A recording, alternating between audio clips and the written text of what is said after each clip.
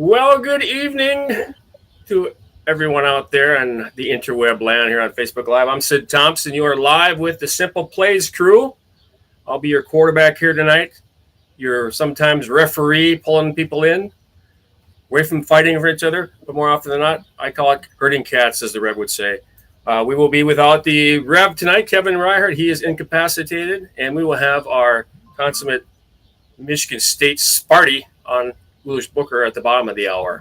I'm going to go over to, wait, there he is right now. I am surprised. There's Book right there. So I'm going to turn over to Brian. Brian's actually going to do our intros of everybody there in tonight, and then we're going to jump into the world of sports, talk a little sports, some good and some bad, and then, of course, bring on our guest, Byron Chamberlain, and after that, talk the wild, wild west of NIL. So, Brian, why don't you give her the introductions today? Sure. We got, of course, already Sid Thompson. He is our quarterback.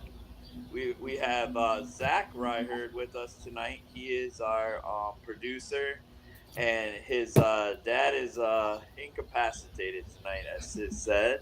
We have both of our pro hosts with us tonight, Mr. Ulish Booker, Mr. Steeler, Mr. Michigan State. We got 10-time NFL veteran, Mr. Steve Martin. And we got myself, the stats guy, here with us tonight. So hope everybody's excited. I know I'm excited to have our special guest here tonight, Mr. Byron Chamberlain. As I am too. Very glad to have you all on tonight and on the rebroadcast, as you can watch this again on tape delay if you want to go back on the Facebook Live page or on YouTube. So, guys, let's just talk. Let's jump into it here. The world of sports, just kind of in general this week. Some things happening. Obviously, what I call a spectacle, and I want to bring this up because I think Mr. Martin has been there. He was talking about it. Was, of course, the Indy 500. 350,000 fans. A first-time winner, Marcus Ericsson, a former F1 driver, winning in the United States on American soil. So that's kind of cool. And I just thought I'd throw that out because, that's something that Memorial Day is known for, is that. I personally am an F1 guy, but that race was not very fun. So, Steve, can you tell me about your experiences around there? You said you were actually in Indianapolis for that event because you were actually playing there. Yeah, when I was a rookie, that's actually when we had one of our mini camps, and it was right at Memorial Day. We were there, and we got to go into the pits. In the Indy 500, it's Formula One and Indy car racing is not the same unless you're in the pits and see what that stuff. Because when you feel that power of that engine, I mean, the car literally looks like a souped up go-kart. But when I tell you those jokers hit 200 miles an hour and it's legit, it's legit. But Indy's off the chain. It's unbelievable spectacle. You talked about the pits. Were you able to take an experience? Don't they have like a zoo, kind of like they have up in Brainerd here in the middle of the field there going on? So people don't even care about the race. They're just there to have some fun. Well, be real, when it comes to race car driving, people are just watching for accidents. That's just what it is. Especially when you're just taking left turns all damn day. That's what people watch for. But the Indy was really special. Just the power of the car. You could feel it. It's a totally different experience watching it on TV and being there, because feeling that power is unreal. And then I was completely surprised by the size of the drivers. They all look like little kids. There's all these big football guys that were sitting in the pit, and we're watching these guys getting out of these cars, and it's just like, holy hell. And when they're going past you at 200, 220 miles an hour, it's like light speed. You don't even see them. They just right in front of you, but you feel every single cylinder fire on it. So, but it's such a spectacle because you see bottomless cups of money. Oh, yeah. It's unbelievable. The setup for the trucks, that tow the cars. They got 3 to 4 cars per truck, and then they bring 3 trucks. And it's when I tell you, Indy is from the airport all the way to the exit going to the Indy 500 is packed for hours on the day of the 500. So it's amazing. You'd think that might be something where we would see Where's Our Will segment sometime down the road, maybe next year. Interesting if he'd ever been there. We'll have to ask him that when he comes on at the top of the hour, 8 o'clock. So But yeah, it's just a wild spectacle. It's something that I think everybody should put on their bucket list if they're a sports fan to check in on. So yeah, I would definitely say as a sports fan, just like going to the Open, the PGA Open, or the tennis in New York, going to the Indy 500, I think is a sports. It doesn't even matter if you're a real good car speed racing fan. It is just something you have to see. It's an amazing spectacle. cool. You guys ever have any experience? Book, you ever been around that? Had that experience or no? Just curious if you being the worldly man that you are, have you ever experienced the 500? I didn't experience the 500, but what I did experience was the Lowe's Motor Speedway in Charlotte. Okay. And that's that left turn that Steve talks about. When they go to the top, man, I mean, it's almost like a damn near 45-degree angle. That's how steep it is. And if they're not going at a certain speed, the car will slide down. So I've never seen it live in person, but I've been to the track. They let you, when it's not in season or whatever, you can walk and take a tour of the stadium or whatever. And it's like it's definitely a spectacle to behold. Yeah, I Just can the imagine. stadium and the track alone. Cool. Yeah, it's something I like to experience myself as well. So I believe also we got BCs available if you want to bring them in to maybe talk a little about our topics at hand. I want to bring up the NHL playoffs too because obviously I'm a hockey guy. But one of the things I want to bring up is that there's a player playing right now in the Stanley Cup semifinals for Tampa Bay, Ryan McDonough, whose uncle happens to be Steve Walsh. And I want you guys to talk just to talk a little bit about that because being a multi-sport athlete, I think really helps when playing sports in general. I mean, I myself played a lot of different sports because I was in a small town. But the whole thought of that, and that's genetics too. I mean, you see these players that come through the different pro levels, they have some sort of genetic. And you look at the top tier athletes, like I said, I use Walsh as an example for this Ryan McDonough. But he played football. He could play football, college football, baseball. Kind of reminds me of Joe Mauer and Winky and some of those guys that went through the Cretan program up here in Minnesota. So just your thoughts on that. I mean, just being a multi-sport athlete, how it helped you guys in whatever sport you played before we bring Byron on. Being multi-sport is kind of, you gotta be, in my opinion. If you're just one-dimensional, you don't know what your body can do. Another sport teaches you what your body can do. So if all you do is play left tackle, then you don't even know how to kick slide for right tackle. And you never know what the situation is going to be. Book can tell you all the time, there's always somebody bigger, faster, stronger, always. And when I came in, I was 290, 285, 290, and they told me, well, we don't need anybody like you. We need somebody a little bit bigger. So you put on 10 pounds. And I said, no problem. And went to 310 and never looked back. So Wow. That's the reality of the game, is that in any of these games, when you're unless you're the pick, you're the number one guy, which the majority of people are not, you have to adjust and adapt to what the team needs, not what you do. So I went from playing defensive end, defensive tackle to playing nose tackle, which is way different if you've ever played defensive line. So, once I became nose tackle, then I became multidimensional. I could play all four positions. Or in the case of our guest guys, who was he a wide receiver and then moved into a tight end position that we can talk about? Yeah, I played with BC in Mizzou my freshman year, and I promise you, everybody was like, "That's the biggest wide receiver we've ever seen." And then he ran his 40, and everybody shut up because it's like, "Wow, that big dude can move." So, he was that kind of guy. He's a phenomenal talent. Sure. Book, you had a comment that you were going to make? Yeah, I was going to say, like for me, I wasn't a multi-sport athlete. Football was my main sport. I mean, obviously, I didn't start playing football until I was a freshman in high school. I was always too big, go figure. And so at the end of the day, I will say what multiple sports provide to some, I think football in general, specifically, the rigors that it puts on your body at the different levels, it forces confidence and in all those sports, you got to have confidence. I think confidence is the biggest piece to it all. I heard Allen Iverson say it. He was like, the difference between, all the players in the NBA, the top guys, is their confidence level.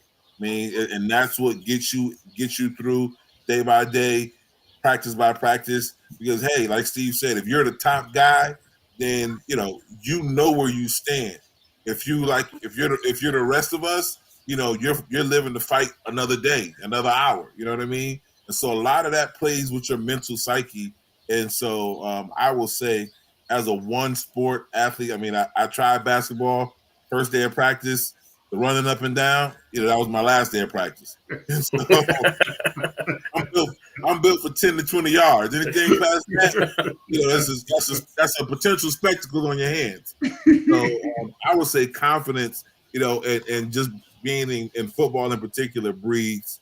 I think that's one of the major success keys is having confidence. All right. I appreciate that feedback and very well spoken there. And I wanted to bring in our guests too, if we can, because we can talk about a couple other topics here in the sports world, one of which is a sad topic, but I think that it'd be good to have you former NFL guys discuss it as well. Let's bring in Byron here, our guest on, and get him on live here with us right now as we see the screen there, football champion, Super Bowl champion. There he is. Hey guys, how's it going? Doing outstanding.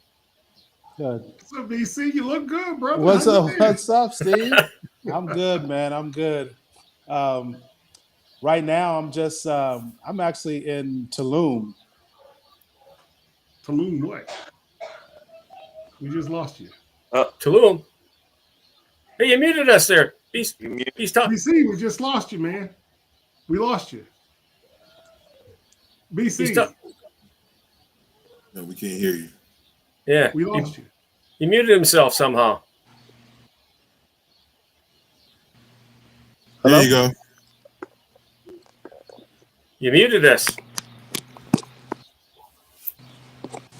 I know sometimes you got to mute Steve, BC, but I don't want you to mute yourself. What happened? Okay.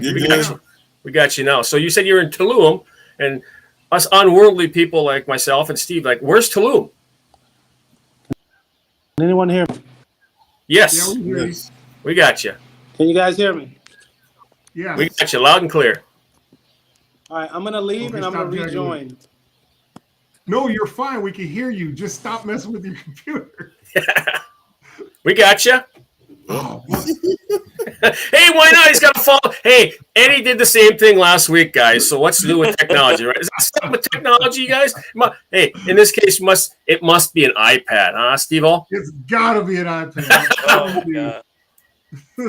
For us non-Apple people. Why don't you run over his stats real quick while he gets reset? There you are. Guess who's back? There we go. There we go. There we go. Brian, before he goes, why don't you bring up his stats and talk a little about it so the fans out there can get a better picture who don't know BC. Sure. One of the greatest all-time Wayne State Wildcats.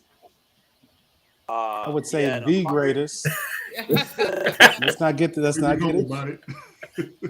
Had 161 catches, 1,901 yards, and 14 touchdowns.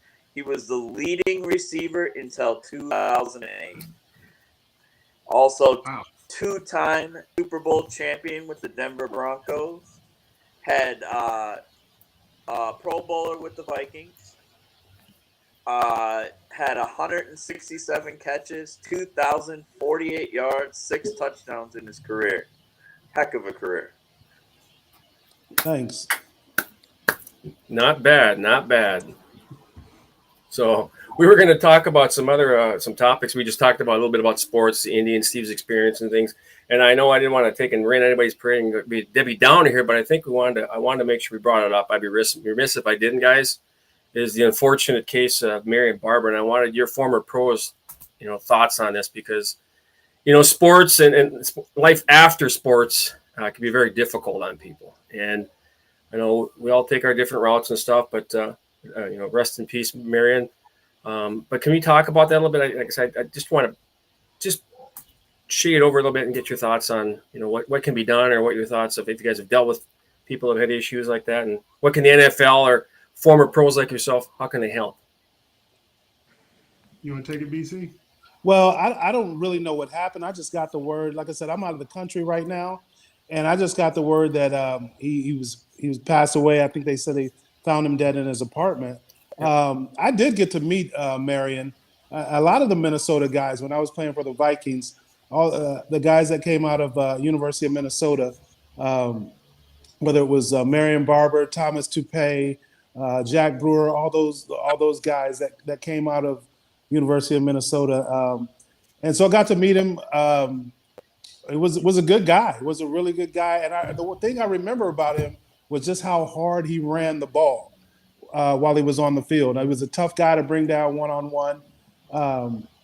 Like I said, I don't know many of the details or any of the details surrounding what happened to him in his demise, but I pray for his family and pray for his loved ones that are affected by his passing. Sid, you got any of those details on what had happened? There actually is no details Yeah. as to what happened yet. So they're still waiting on that. But, just a unfortunate set of, unfortunate events that have happened, especially to it. He's pretty young, so. Yeah, I think he was 38, if I recall the age-wise. Yeah.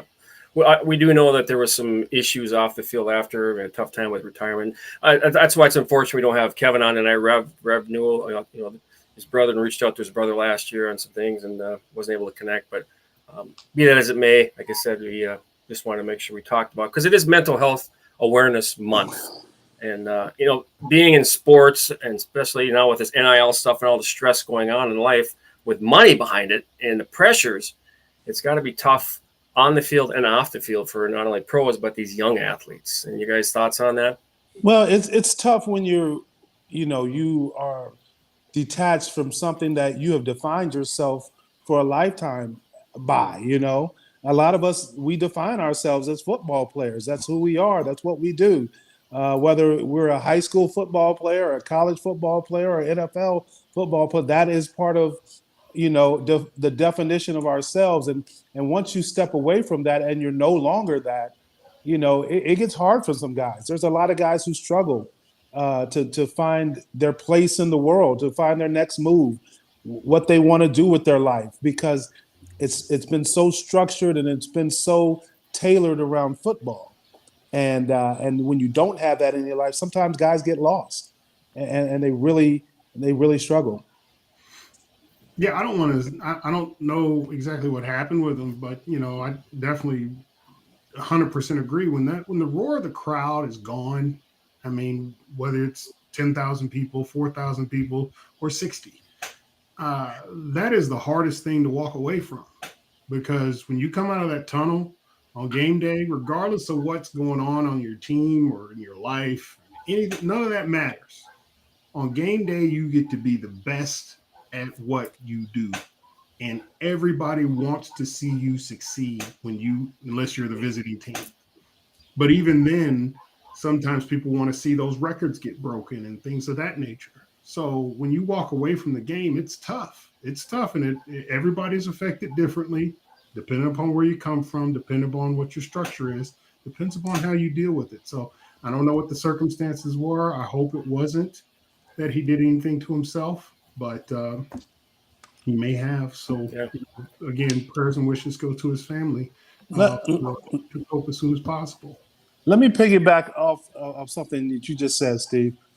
You said on game day, but also it's during the week. It's during practice. Yeah. A lot of us, we're built that way where we compartmentalize things where we're having issues off the field. As long as we're in between those lines, in the locker room, at practice, game day, whatever, we can let those things go and just focus on football and focus on the job that we have to do, whatever that job is. So and once all that is taken away, now you don't have that escape. You don't have those hours that, okay, I can let go of the life and really focus just on what I'm doing on the field and get to life later. And now you're dealing with life 24/7. I'll piggyback on Byron. The other part of it is the locker room, the actual locker room, and it's not even so much the X's and O's. I would say I think it's the camaraderie and the commonality that you share with the guys next to you. Because once you leave that facility, you're dealing with civilians, and when you're in your career, civilians don't see the world the same way pro athletes see it. You know what I mean? It's almost like a us against the world mentality from the facility, to your house. You know what I mean? In between is us versus the world. So it's like it's a whole nother undertaking. And then on top of that, I think Steve and Byron both alluded to it, or either said it. Once that it's a chemical imbalance that happens when you hear the roar of the crowd or when you approach the facility. There's something that happens to your body physically that changes once it's over with, because while you're playing, you do supernatural things that you don't even know you did while you were playing. And then once you leave, it's like somebody, man, do you remember when you did this or you did that? You picked the guy up, da-da-da-da-da. And I'm like, not really, but if you say I did it, then okay. So once again, condolences to his family, but that dude was a hard runner when he was all of his career, but mainly with the Cowboys. That dude ran hard with a purpose. You could tell there was something behind those eyes and that helmet with the way that he ran the route. Very well said. Very well said. Now, on that note, and I want to kind of wind down on that topic, but Buck, you talk about the the college days. You're a big Sparty Nation guy, and the Steelers and that. What say you guys about your alumni? I mean, you guys keep track. I mean, how do you keep in touch with your alumni base and that, whether it be the college or that, to get involved with each other, so you keep that camaraderie still? I'll be honest. Initially, from the onset, like for me, the first time that I got cut from the Falcons, and I tried to engage with the alumni, there was really nobody there to really catch you, if you will, because remember, you got training table, which is with our own personal cafeteria. We fly chartered. Everything is pretty much right there for us. And so you go from that to the league, and then if you hit a bump, you get cut. You're sitting out. Now you got to figure out life. In my situation, you got to figure out life for a minute. And I can't actually say that my alumni was there for me. Now, it's a lot different based on the coaching regime that's there now. I mean, everybody, a lot of the universities, the smart ones, they move towards their alumni because the culture has shifted and the young guys need a mentor. And, who else better than the guys that played before them, that whose shoulders they actually stand on. And so, for me, initially, to be honest, I can't say that I could pick up the phone and call, an alumni per se to help me through a situation or navigate, because keep in mind, I'm 22, 23 years old, trying to get back into the league and trying to figure out my way and all the above. And it's almost like you get dropped like a hot potato, if you will. That was my experience. That's not my experience now, but that is what it was back then. B, you want to take it? As far as engaging with the alumni, one of the things that a group of my guys did is we just took it on ourselves, and I'm a part of two group texts. One, and Steve, you'll know these names. One with Phil Johnson, Victor Bailey, and Kenny Holly. Oh no! And we've had that group text for 15 years probably. I have another one with one of our former coaches at Mizzou, Kevin Faulkner, and then it's probably about 20 guys on that group text, including Mr. Mike Jones, Super Bowl 34 tackle on the goal line, Mike Jones, a bunch of guys that are on that. So that kind of helped us stay together. And when guys are going through problems or whatever, or needed, somebody to hear, just to vent to, kind of doing it like that. One of the things that I will agree with, I didn't get your name. What's your name? The guy who spoke, the Michigan State guy? Eunice Booker. That's good enough. Just call Okay. Michigan State guy. I'm Sparty. gonna call you Sparty. Okay. There you go. One of the things that I agree with Sparty. A lot of times when we were coming out of school, if you played, especially if you played back in the '90s, schools were not trying to engage you and keep you around. And as an alum, special situations, yes, you're a big name type of guy, whatever.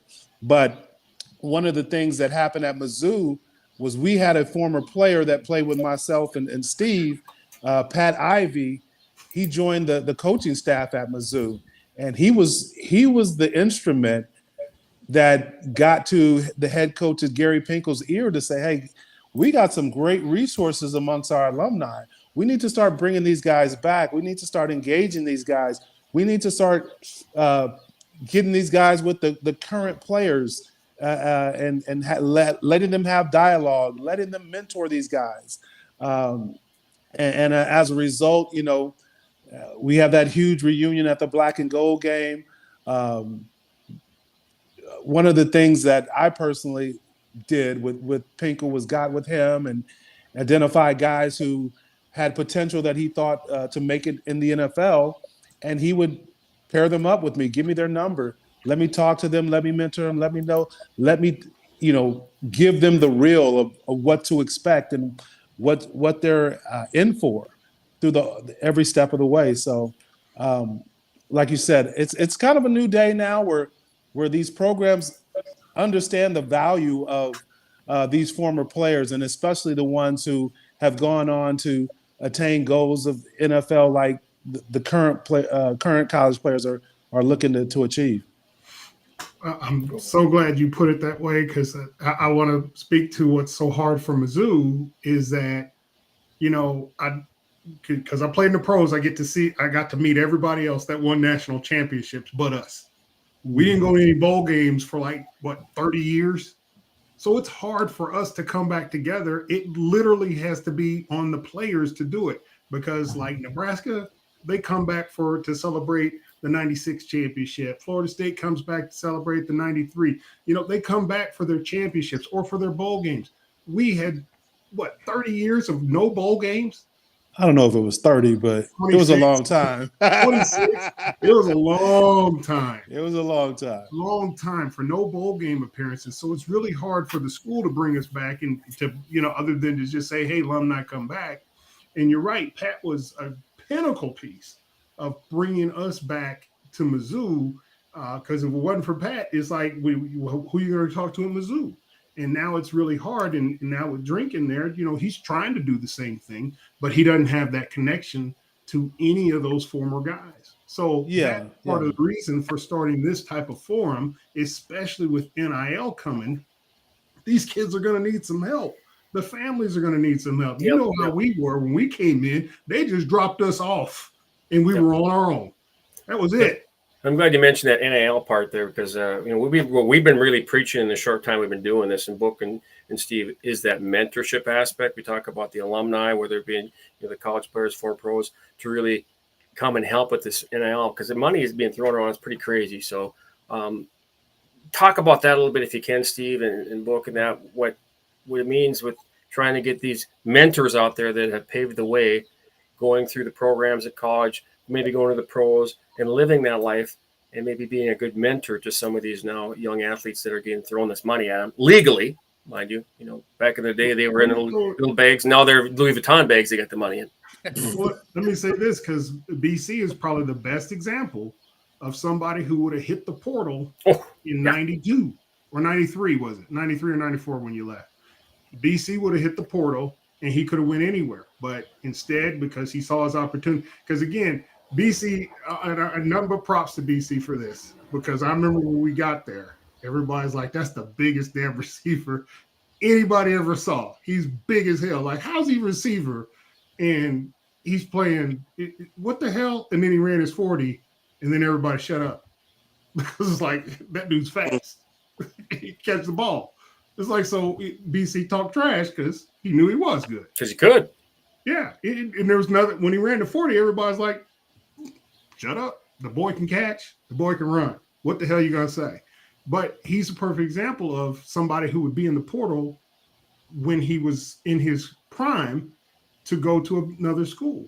And that kind of person who's gone through it when there was no portal, that's what people need to listen to, is people like him who know what it's like to have to make those choices at a very young age with no help. None. Go ahead, BC. I set you up, buddy. Yeah, I probably would have hit the portal. And for me, the reason I transferred to Wayne State was because I didn't want to have to sit out a year. Now these kids can go; they don't have to sit out. You can go and play, and I definitely would have done that. But yeah, I had no guidance. I literally picked my school after a probably a 5 to 10 minute phone call with the coach. Thanks to Dirk Cutter at the time, who had a relationship with the coach at Wayne State. But you're right. I came in, and back then it was different. Let's early 90s, when you came in as a recruit, you were automatically redshirted. Didn't happen to me. I played my freshman year. I was in a class of like 26, and I was the only guy who played as a true freshman. Made all conference the next year. And so I definitely would have had some choices to make.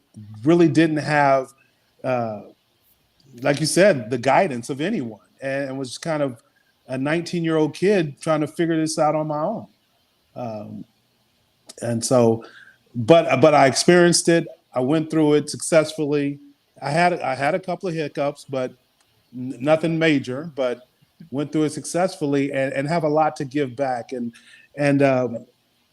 just I want to speak on what I mentioned earlier, because I know how some of the guys, and I'm going to brag a little bit, some of the guys that I mentored and gave them advice and let them ask me anything.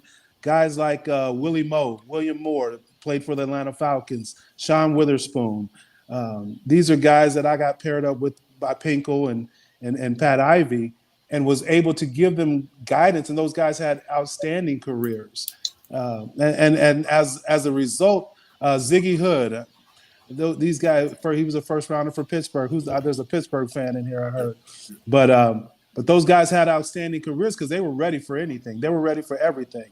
And I literally sat those guys down and was like, hey, I'm an open book, and I've got tons of knowledge.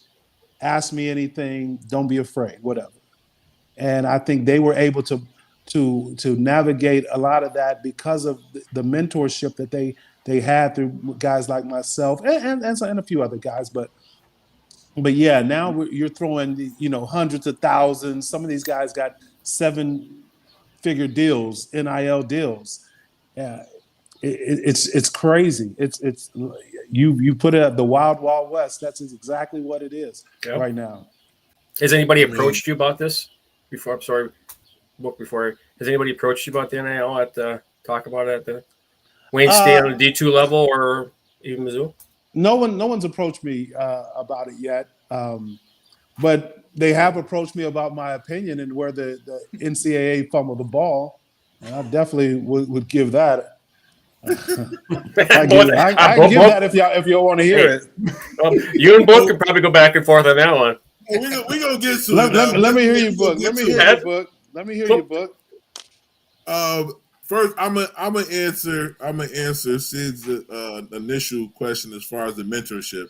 Okay. Now, I will say, yeah, I hear you on the mentorship piece. I'm with it 100%.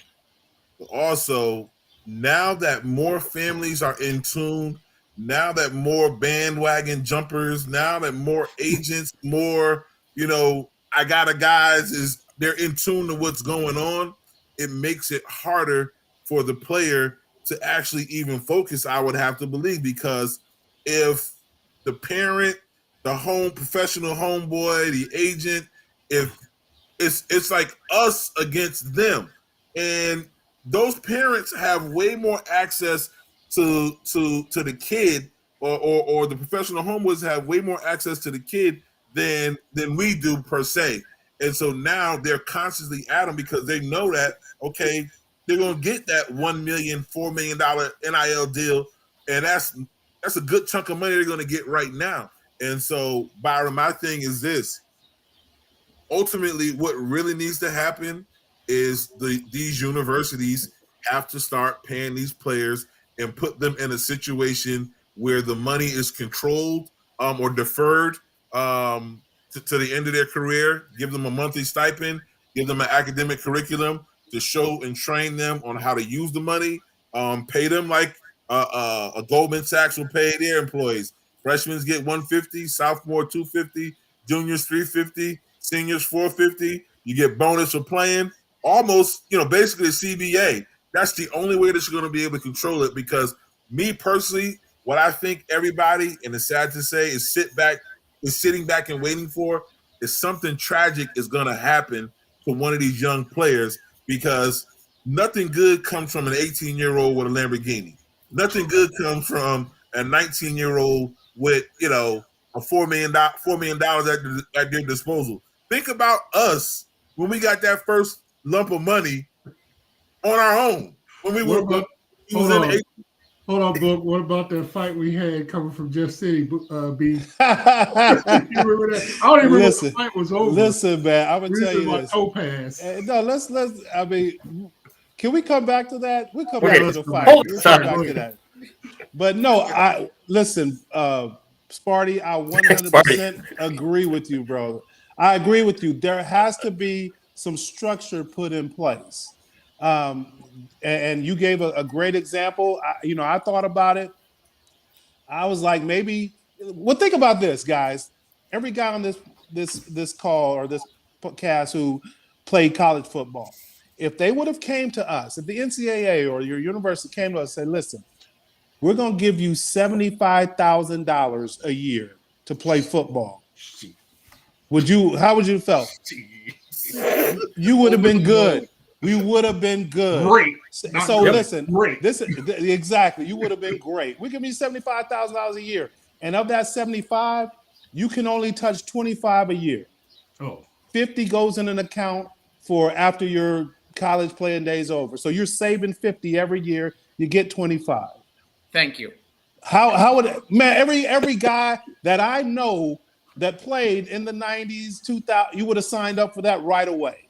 Done. And see, that's what the NCAA, that's where they fumbled the ball, because they didn't want to pay these players. And what they could have done, they could have said, okay, we have these assets. Let us go get the NIL deals and divvy it out to everyone equally. So regardless of whether you go to Mizzou, you go to Michigan State, you go to Florida State, if I sign that D1 scholarship, I know I'm getting $75,000. That's a year. That would end the competition as far as well, this school is giving me this, and this school is I'm getting $400,000 here, I'm getting $700,000 here. Well, I'm going to this school, of course. So if it's equal across the board, $75,000 for men's football and men's basketball. But your problem is, no, I've solved that problem. Go ahead. No, your problem is the cat's out the bag. That's the problem. There you go. What do you mean the cat's out the bag? You ain't gonna be able to get people to go back to $75,000. No. Now I'm saying this is where they dropped the ball. Yeah. If they would have taken charge, but they fought so hard against not paying the players. If they would have said, okay, you know what, we're at this point, let's just pay these guys, and this is how we're going to do it. Yeah, that would have been. It would have worked, and nobody would have been the wiser about seven-figure NIL deals. They would have been like, okay, exactly. Two faces out of the tube now. And the rabbit got the gun. And the other thing they needed to do, because you have Title IX hanging over there over your head, you got to define men's football and men's basketball differently. As you could define it as semi-pro, whatever, but you can't define it the same way you define women's gymnastics or women's softball that don't generate money, or men's soccer. You can't define those two sports the same. Call it whatever, junior pro, whatever you want to call it, but don't call it amateur the way you call these other sports amateur. And to me, that definition, that wording would be your key to say all these others are, how you have club sports or whatever. And this is defined as different. Intramural. Yeah, Intramural, define it how you want to. I don't care what words you use, but define men's You're saying football it's and gotta be men's separated because it men's generates so basketball much income. as exactly.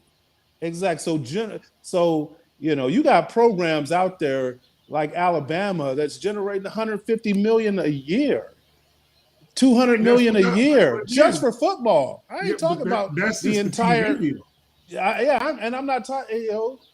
So you got to define those money making sports differently, whether you call them junior pro or whatever. You don't Agreed. define them the same way you define men's soccer or women's soccer. Well, I think I have something here, guys. I think Mark Emmert's leaving at the NCAA as far as president. We maybe have a presidential candidate here in BC. NCAA, call me. We could do the BC. I think we have Booker Chamberlain campaign. Both you guys. Oh my God! Hey, you too. How's that sound? Huh? I would love that book. I like I said, I agree with you, brother. There needs to be structure. You just can't have it the way it is. You're going to find something tragic's going to happen. I agree with you. Yeah. Unfortunately, it's like the powers that be are waiting so they can say, "I told you so. I knew this was going to happen. This is why the NCAA is in place." However, I feel like at the end of the day, you got Saban, you got Sweeney, you got all the coaches crying, "Oh my God, it's going to ruin college football." No, it's not, because guess what? Who controls the players' playtime? The coach does. So if a player ain't playing, his NIL deal ain't worth a squat. So at the end of the day, they're not as helpless as they proclaim. However, I think that, like you said, BC, the NCAA and the powers that be, they fought it for so long, because like Steve says, the money has always been there. The money has always been there, but however, it's changing the direction now, and it's headed towards the players. And so the coaches, the administrators, the NCAA, they got a problem with that now. And there's really enough to go around. Okay, CBA, Vegas money, college football, college sports. There's no players to play, and they got the Vegas money. So they we haven't even talked. Go ahead, Zach. Go ahead. Yeah, Zach's got a question here. So I got two things. One, Eulish, yes, that's a good argument. However, there was a kid named Quinn Ewers who went to Ohio State, came with a $1 million NIL deal, and then split out the back door to Texas. So even though he didn't play a single snap of college football, he went away with $1 million. Anyway, guess what? He's not the first one to do it. There's a quarterback who played in the Big Ten who shall remain nameless. He went to one school in the SEC, left that school with a bag, went to the Big Ten school, got a bag, lost the national championship, went on to the draft. He walked away with $1 million, cars, everything else. And, so there needs to be some type of control, some type of, that's why I say pay the players. If the universities pay them, now we got order. The NIL is just icing on the cake. You got to, in order to get this college money, the real money, then there's rules that you got to adhere to over here on the college side as far as on the field, off the field conduct, etc. Pay those players, and now you have a say so on what they do outside of their salaries as far as their code of conduct, if you will. But that's the thing, is that it's ultimately going to lead to collective bargaining. That is the solution. It's just the bricks that have to be laid between here and there. Yeah. There has to be a lot. Well, let me, Steve. You say it's going to lead to collective bargaining, but why?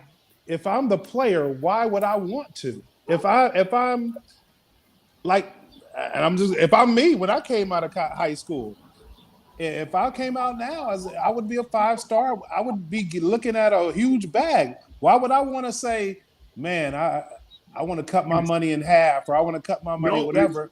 Why would I? No, you wouldn't. And it's no different for me. I mean, because I came out, I've when been you probably came 4 or out. 5 star. Yeah. But nonetheless, the thing is that if you want to make it work, you got to open the table so that everybody can win. And that, I may not get a $4 million NIL deal, but I'll get a $2.5 million NIL deal with healthcare benefits, with retirement plan, with additional benefits, because that's what collective bargaining brings you. I 100% agree with you, but there's this one word that's out there, and it's greed. Yes. Yeah, and there's that nothing you can plays do about it. that plays a factor. When I'm a 5-star guy and I'm on ESPN's top 25 list, man, I don't want that. I know I'm gonna get a bag somewhere. Of course Hey, not. So I'm gonna have my parents or whoever fight against that. So You ain't now, signing up for that. Quarterback club. Remember, we've already had those fights in the NFL.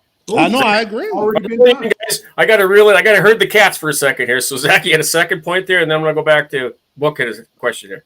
Yeah, Byron. Okay, I was a coach in the NSIC for a good cup of coffee, and that was about it. But it was the same conference that Wayne State is in. I want to get your viewpoints on NIL in Division II and how you would break that down. You were talking about structure and structure needed in order to make this a viable product in today's NCAA. What is needed? Because we're looking at the scope of Alabama, LSU, Michigan State, Michigan, everything like that. But there's so many more that are out there. I 100% agree, and I would think on the Division II level that money would have either if we're talking like Steve, collective bargaining, that money would still have to be paid to the players, but it would definitely have to be cut down a lot. If it couldn't work that way, to me, you put some sort of limit on, what guys could actually get. A salary cap? Yeah, salary cap. I don't think it'll ever happen though. Ain't that I don't either. No. And Steve, I was just playing the advocate, but I think you're right. I think that's where it has to go. It has to go to collective bargaining. It has to go where there's fairness across the board. Where there's some sort of structure where, I'm all for player empowerment, but I'm also for the coach has to have some sort of say and some sort of still be the head of the organization. Yeah, absolutely. and that was my point. The coach has to have the ability to say, "Hey, you're out of hand. I'm gonna sit you down right here. I'm gonna sit you down for a minute." And we've all experienced that in our playing career. And if you're that hotshot 18-year-old saying, "I don't want this, I don't want that," the minute that you sense or that you understand that the coach really has the power, because you would be hot at that moment, but the minute you step foot on campus, July 1st, July 31st, you go into camp, that's over with, because now we control your destiny as the coach. So I think the coaches have a lot of power in how they can keep humility at play when it comes to the top 5 guys. But once again, here you go with the professional homeboys, the parents that's gassing the kids up. You know what I mean? That it's a battle against us versus the civilians. So the only way that you kill that is you got to pay the players from the university collective bargaining agreement side with the code of conduct based on, you can't do the NIL stuff if you violate over here. If you violate over here, then you can't play. You can't play, now you don't get the NIL stuff. So there has to be ebbs and flows, back and forth that supports the whole house. Yeah. No. Guys, let me interject in this. Let's just say this. It's going to be 1 year next month. Only 1 year we've been into this. So we know, first of all, this is a paradigm shift for college sports. It's not going away. It's not going away. We just know this for a fact that things are going to evolve over the next year, the second year, the third year. It's going to change, but it's here to stay. So we'll see a lot of changes, and I think this first couple of years are going to be the kind of the tell-all what's going to happen, because you're going to get the people that are barking here and there. But who's barking the most? The big boys. not the smaller schools, which, you know, that's why I'm glad Zach chimed in on that. So, I mean, and me being a D3 guy, I would have took my $500 to $1,000 for new books or whatnot. absolutely. I'll take Yeah, the third tier scraps. absolutely. So, Byron, quick question for you. I don't know how much time we got for you. Are you off the top of the hour? You can hang out for a while. What you got I can going? hang. I can hang out for a little while. Awesome. Okay, because you know we've been talking about this NIL. We got a lot more NIL stuff, and we got our Where's Will topic. But what do you got going on? I mean, I want to take and make sure we take and push a little bit, promote a little bit what you got going in the after football life here. There's some going on with this Vikings Legends party and this and that. Can we talk about some of the activities you got going? Yeah, we have a Vikings Legend tailgate party coming up June 17th. You get to hang out with former Viking players like myself, Robert Griffith, Brian McKinney, Robert Tate, Chester Taylor, amongst other guys who will be out there. It's just it's getting people ready for football. You know, we go through this long break of no football, and so we've had the draft, and everybody gets excited for the draft, and now there's kind of nothing. So between now and training camp, so it's a tailgate party, getting our Vikings fans excited.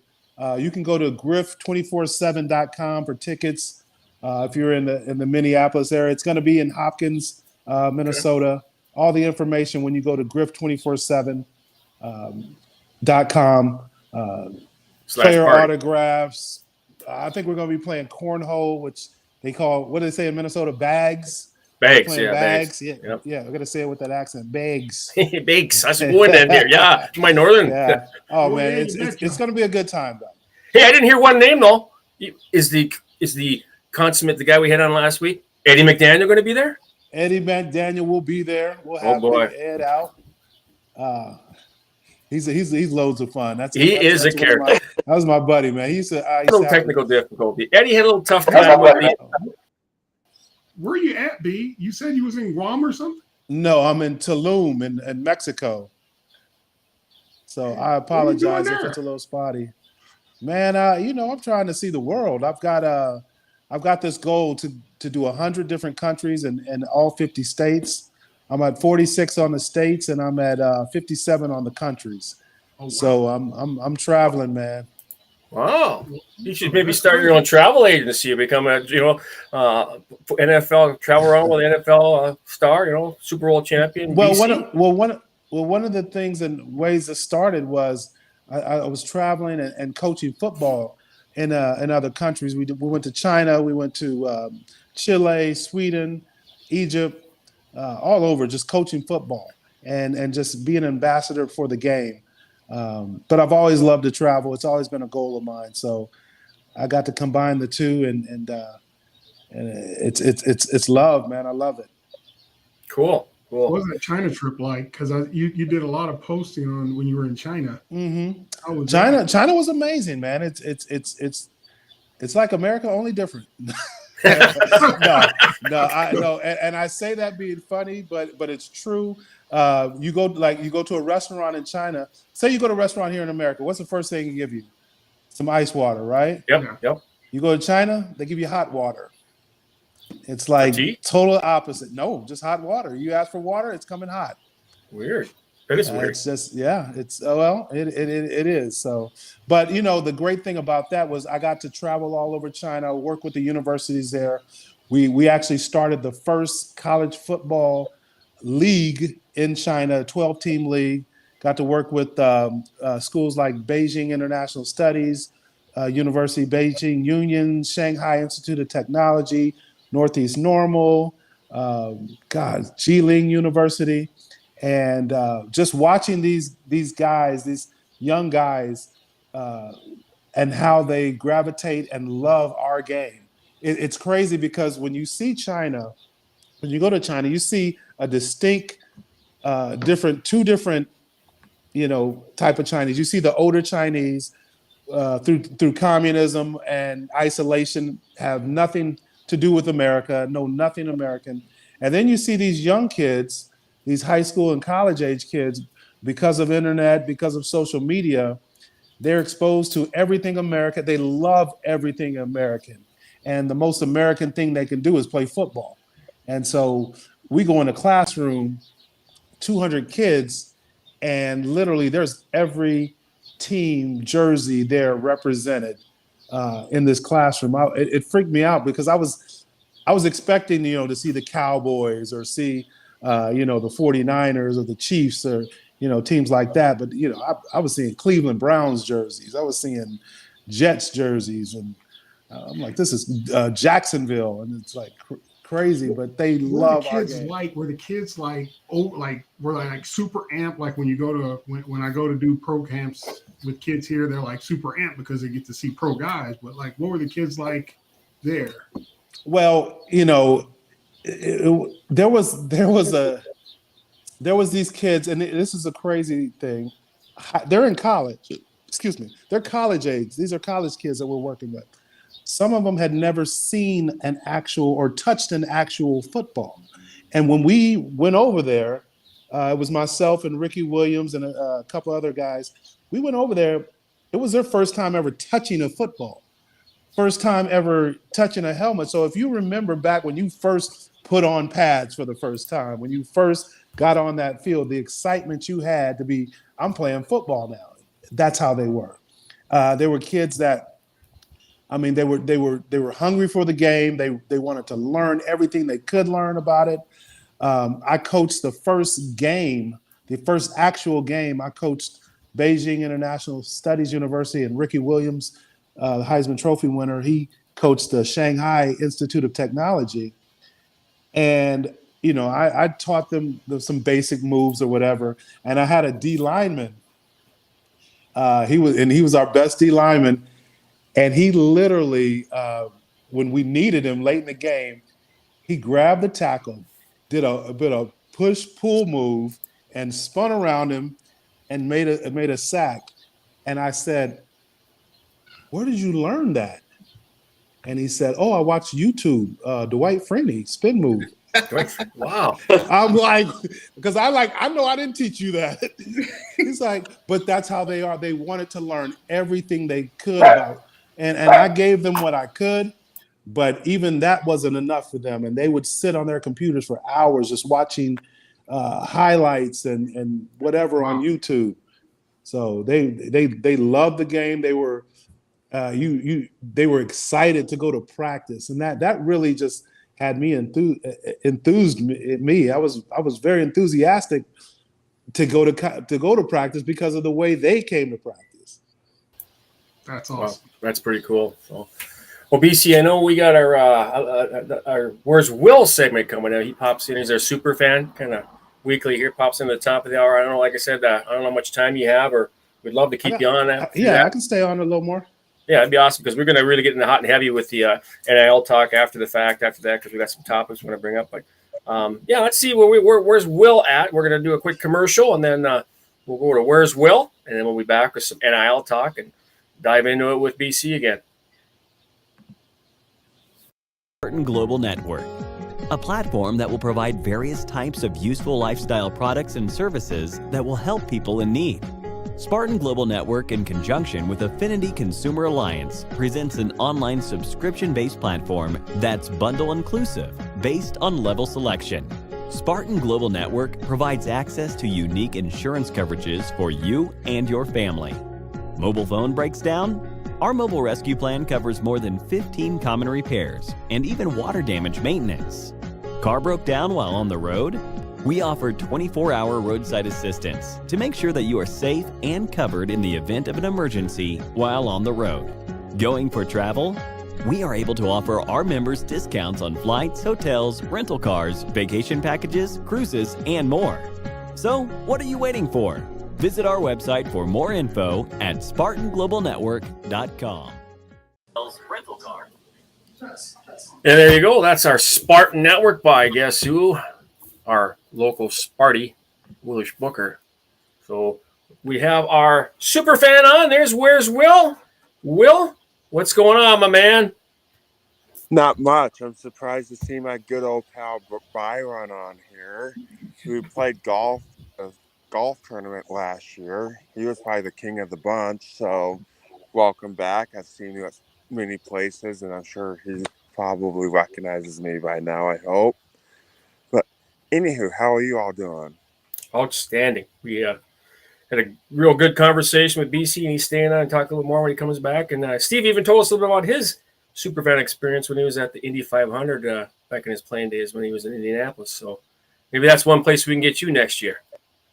Maybe. Speaking of places, where are you going to be next? I mean, what's been going on? Where's Will have up his sleeve here for his next episode? Well, speak of golf and all that kind of good stuff, I felt like I had to take out my machete today because I've been in heavy rough day at the course, so I couldn't hit a fairway to save my life. So, well, you're getting your money. You were getting your money's worth there. You were getting your money's worth. Just think of it that way. Right. BC has events, Robert Griffin, Chester Taylor, Byron McKinney, and all those people in like a couple of weeks. So maybe he can sneak me an invitation or something if I'm lucky. But that's totally the plug up. Look at the plug for Where's Will. Hey, BC, is that maybe possible? It's definitely Hey, Will, I think you got me muted. Do you got me muted? No, we got you. Okay, that's definitely possible. Because I'm gonna tell you guys, Will talked about the golf tournament we did last year, but what he didn't tell you is how much fun we had Super Bowl week in LA. Yes, and you know he did me a couple of solids out there, and we had a blast at a bunch of the Super Bowl parties. So Will, I'm definitely taking care of you, brother. Sweet. Well, I look forward to coming to that thing with you folks. That Sports Illustrated party was pretty awesome. That was amazing. Showing up. Granted, there were some logistical issues at the beginning. Hey, we worked it out. We had some great Vikings in the house. Myself, Robert Griffith, Adrian Peterson. We had a good time. Yeah. And that was a great night. Absolutely. Dalvin Cook and Chris Boyd were there too. But you might even see the quarterback Sid here, the herder of cats up there for that event. Being I'm down here in southern Minnesota, I'm gonna have to make the trek up to the big cities. Right. Hey, come on! The more the merrier. I think Byron a new phone because when I tried sending him a text message the other day, it went from blue to green. So he must have got like an Android or something. No, I got a new phone. Totally different number. It's an iPhone. I got to get you my new number. Enough said. All right. Well, let's plan on that. We'll make that a trip. All right, cool. But I guess my next super fan experience, if Byron can get me onto that thing and on the 17th of June, I'll go to that, and maybe me and Byron can do a live with Simple Plays and Robert Griffin and everybody else. Chester Taylor. Yeah. Hey, Will, it's a done deal, buddy. It's a done deal. You heard it first. We'll be there. Cool. Hey, Steve, come on up back home to Minnesota for that. There you go. What is it again? 17th, I think you said. Is that right, PC? June 17th. June 17th, yeah. I'm in St. Louis. Oh, wow. Damn. Hey, I'm just trying to invite our former guys, BC.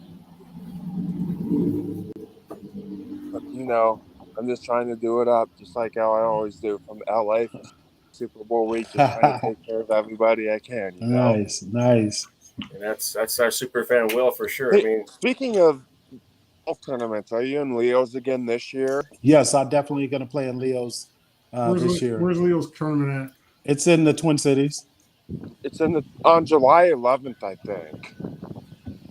Is the date of that. Hey, Steve, you should come up, man. I'm looking at the schedule. Yeah, we'll make a note of that. We're talking. Well, Kevin's out here tonight, but I know Eddie was talking with Rav about getting an event together. So we'll have to get the guys together here from Simple Plays and do a little get together on the course. Now they'll pay me for landscaping while I'm on the golf course, guys, because I take a divot here, divot there, divot everywhere. So. Hey, it can't be worse than Caddyshack. There's always the gopher holes that turn in. It gives you the opportunity to just to be let clear, a golfer come out. I'm not coming to play golf. What are you coming to? I'm not coming to. I'm coming to drink. Stevie's coming to drink. I'm coming to drink. Okay. Come on, socialize, Okay. and network. Was that D line coming out? Was that D line coming out? There we go. D lineman in them. There you go. Well, Will, somebody's got it right. So, Will, anything else that you want to bring up for us before we let you go? Well, I'll be out in the boondocks this week, and I'll be in the boundary waters, trying not to die by a waterfall with kayaking, but we'll see what happens. Maybe I'll give you some exclusive coverage on that too. Every now and then we have to disconnect. That's good to refresh and get away. That's a good area for it.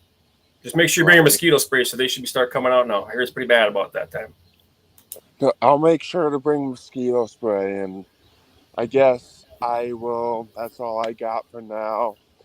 Well, looking forward now to the 17th of 2 weeks away. I'll put it on my calendar tomorrow. Shit, you bet. 2 weeks from tomorrow, I'll put it on my calendar, and we'll see if we can't get Brian. I said Byron. I got Byron and Brian. Try to say that 3 times fast. Brian, maybe we can make it over there as well, up over to Hopkins. Byron, Brian. There, I just said it 3 times fast. There you go. Merry Christmas, Happy New Year, Happy Holidays, Happy Summer. Good morning, good afternoon, good night, and thank you, Will. Thank you, folks. Later. Peace, Will. Peace out, Will. That's our super fan, Will. Man, he had some stories. He's got some stories, doesn't he, guys? When him and Rev talk about some other things. And he was at the draft this year, too, by the way, BC. He seems to get his nose in everywhere. He gets around. He gets around. He called me. Or no, I think Rev hit me up. Somebody hit me about the draft. Unfortunately, I couldn't make it. But no, me and Will had a great time. Me, him, like I said, Robert Griffith, Adrian Peterson, Sports Illustrated party, Super Bowl week. He gets around. Yes, he does. So, well, let's get back into the almighty wild, wild west as we talk about. If you can hang on, I'd love to get your thoughts as well too on this, because we've already had some good feedback from you on the NIL. But a couple things I want to bring up, one of which not football related, but I just noticed this. A player was a freshman at NC State. He went in today to the portal, set the record for freshmen for home runs, and I've heard that FSU is already on him with NIL money. He's a Florida guy, so it makes sense. But 27 home runs for a freshman. NC State's not known for baseball, so I can understand why he wants to get a little more exposure. But he's going to get drafted no matter what. But right away, the portal. I call that portal. What do you call it? Portal poaching is happening with that guy, and it's happening in all sports, but always see it even in baseball. So I would assume that home runs, he for sure is going in the first round. Yep, without a doubt. But is he even going to make it to Florida or any other college? Because he's probably going to go in the draft, wouldn't he? Right. Well, I think there's something to do with that. I don't know the actual idiosyncrasies with regards to that, what the draft eligibility is at, but either way, look at FSU's got some deep pockets there. I think with their NIL, they want to bring him down there because he's a Florida guy. And they've been hurting for baseball for years, but SEC ball, I think, just like all the other sports, something that they want to get on. And I know Tennessee's got deep pockets too, and they're one of the top teams in the country.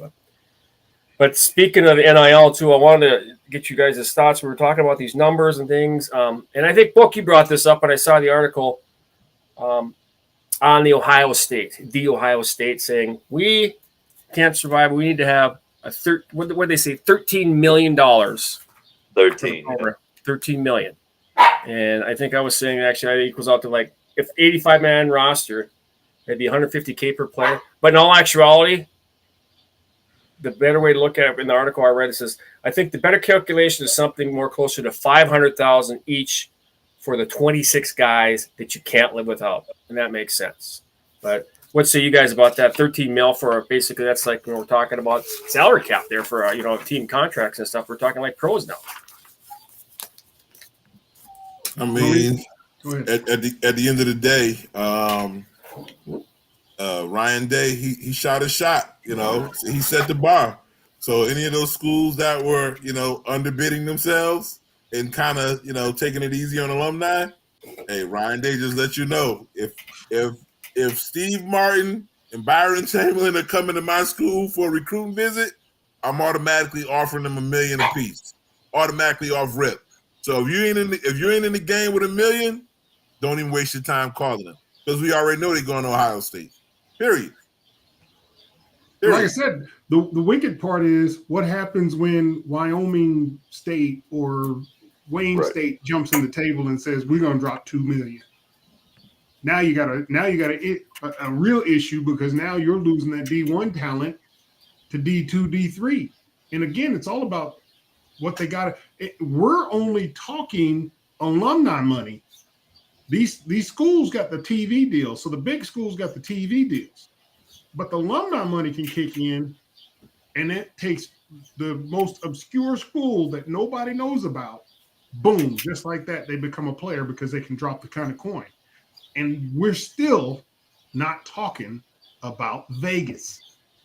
When Vegas jumps in BC, I don't know if you know this, the collective bargaining agreement that was done in 2006 does not have any of the Vegas money in it. All our money in the NFL is from NFL properties. There is no Vegas money in the collective bargaining agreement. And you know there is all these different apps that you can gamble on. And none of that money comes to the players. Now they're giving it to them in the contracts. That's why everybody's contract is $80 million, $400 million contracts, because they're giving it to them like, okay, well, we got this money to give. We just don't have to give it. But they wind up giving it anyway. So that money's in NCAA doesn't talk anything about it.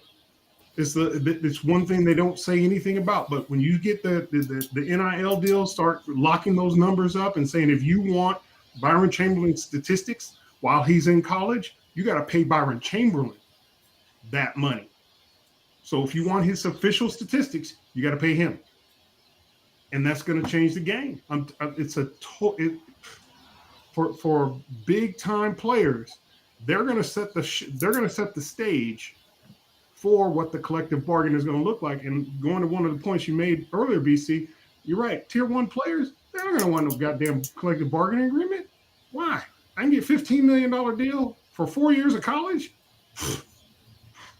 It's not even another thing about it. But what'll happen is because the pressures and all the stuff, the bad stuff's going to come.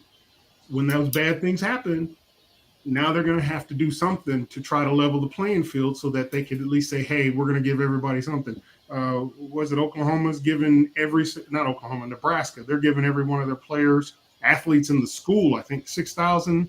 I don't know if it's a month or per year, but they're going to start paying them, all of their student athletes, to try to level the playing. And then Mizzou's trying to say, hey, we're going to pay you for academics. This stuff is stupid. Joke.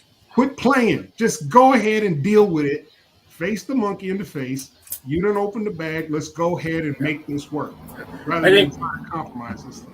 I think the one thing that when Ryan Day was talking about that, it made me think about what Saban was saying. When he was talking about Saban, when he was calling out, I don't think he was calling out Fisher. I'm on a totally different topic, but I think they kind of roll together. What he was basically, when he was saying about paying this and that, whatever, he was making his boosters think, well, we better get on this more now. We need more money. We need more money now for our guys. That's basically what I kind of read into that whole argument between those two. That's a whole different topic. The other thing in that article, by the way, I referenced Ryan Day, but I also wanted to reference the AD at the school, Gene Smith. He said something interesting. He said he referenced schools that are basically directly paying recruits to the NIL. And I said, unscrupulous characters are good at what they do, and it will always be that way. And that's the AD kind of calling people out without calling them out. I mean, hey, man, that's worse than what I think Saban said when he was talking about Fisher. What say you guys? Calling the kettle black. Yep, exactly. That's kind of what we're getting at. So yeah, right. Come on, man. Ohio State. I mean, come on.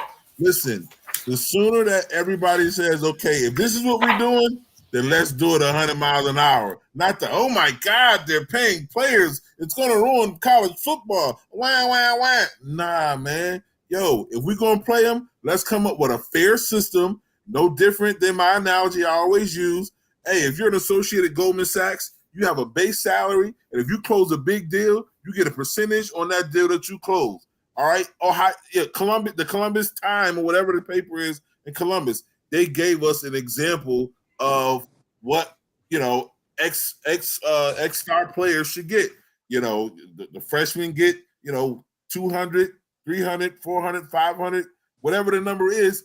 Let's play the guys so there's a sense of uniformity and control, if you will, so this thing doesn't get out of hand. It shouldn't take a kid losing his life or getting robbed or something bad to happen before the adults say, okay, listen, let's make this fair across the board. This is how we do it for Division I. This is how we do it for Division II. This is how we do it for Division III, because let's not sleep, Byron. Those D2 schools and D3 schools, they got some heavyweight alumni that can kick up some dough and make them players at their level. They don't have to necessarily compete at the D1 level, but certain schools may have certain attributes that a player may really take to by going to that school outside of the money.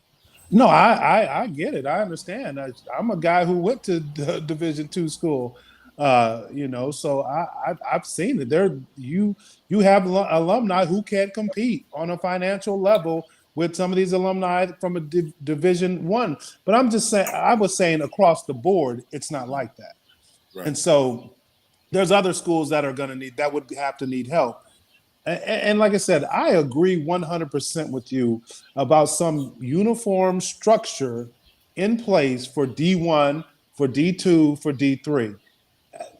Doesn't matter what the numbers are, just the fact that you have a structure in place and it's fair.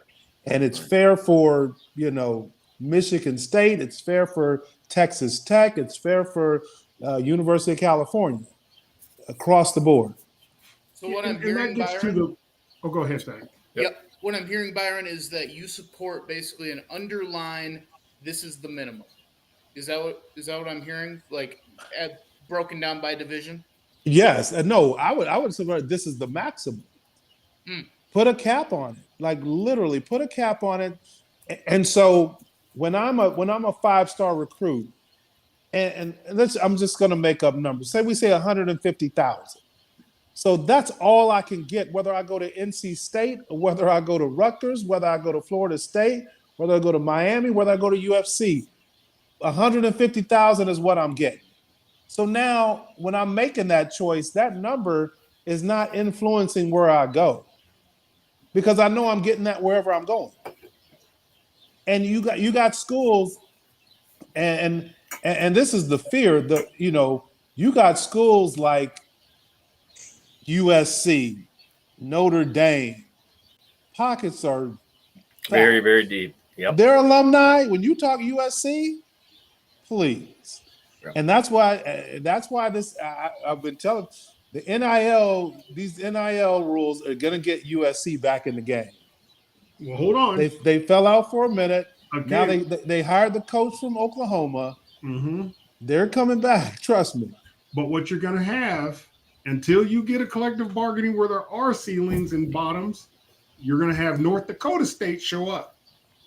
And North Dakota State's going to put some real money on the table to say Jackson State, all these a lot of these schools that people Travis Hunter, number one recruit in the nation. A lot of these Jackson State. The money's going to hit the table, and they're going to be like, "Damn." I hear you. I hear you, Steve. But USC is always going to be USC.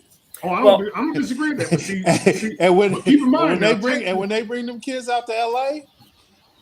Yeah, that's a different story. I agree. It's a different story. What I'm saying is that Texas got the biggest coffers of anybody. And look, they're going to be back in the game too. Trust me. Well, money they should be. Money aside, guys. I mean, money. The players that they're going to be guys who are just money greed. They're going to go where the biggest dollar is.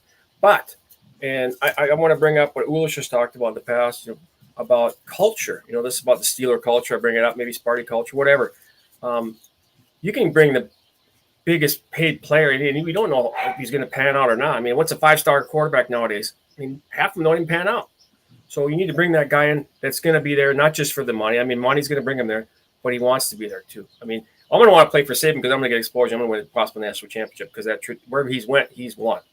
I mean, you get thoughts on that. And then one other thing too, we talked about like Division II. I'm in this community, and we're going to have the assistant coach from the local college on Winona State here. Winona State is in Winona, where the largest distributor in North America, Fastenal's based. You don't think there's some money there? if they want to get involved with it. Well, they haven't tapped it yet, so they're all over. No matter where you go, there's going to be multi-bazillionaires out there. They're alumni at different colleges. But I want to get that culture aspect. How do you think that's going to come into play? Because you get all these money-grubbing guys in there. The guy's got a Lamborghini, and the other guy's just got not much. I mean, how's that affect? No, I mean you're 100% right, and it's how is a guy going to fit in the locker room? How is a guy going to come in and is he going to be unselfish? Is he going to be a team player?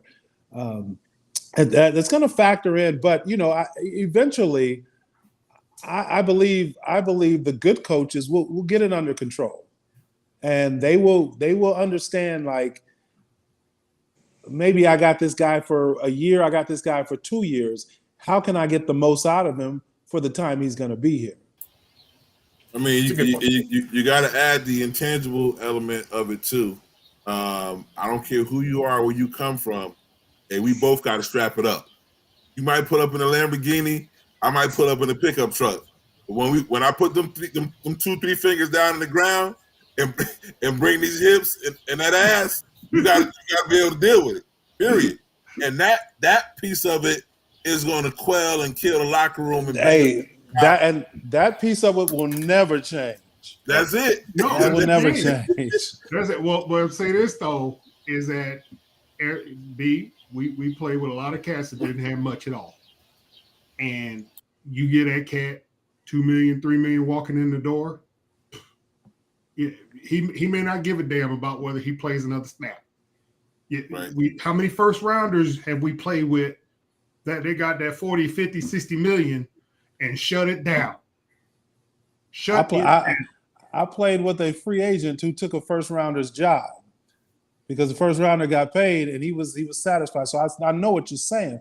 Yeah. But like my man said, you still gonna have those guys who love the game. Yeah. And you still gonna have those guys that, and I was one of those guys, and Well, here's your problem: is that see, I'm grooming my son, to do this, so my son's gonna be ready.